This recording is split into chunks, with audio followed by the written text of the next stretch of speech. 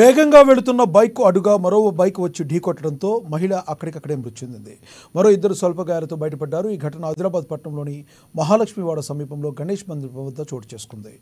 ఖోడద్ గ్రామానికి చెందిన రాకేష్ రెడ్డి, రుతుజారెడ్డి దంపతులు స్థానిక ద్వారకా నగర్లో నివాసం ఉంటున్నారు. శనివారం సాయంత్రం జయనద్ మండలం దేపాయిగూడకు బైక్పై వెళ్తుండగా మరో బైక్ ఎదురుగా రావడంతో కంట్రోల్ తప్పి ఢీకొట్టారు.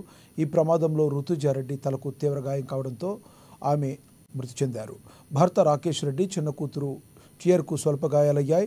రుతుజ మరణంతో కుటుంబంలో విషాద ఛాయలు అలుముకున్నాయి. మృతురాలికి మరో 4.5 ఏళ్ల కూతురు ఉంది. పోలీసులు కేసు నమోదు చేసుకుని దర్యాప్తు చేస్తున్నారు.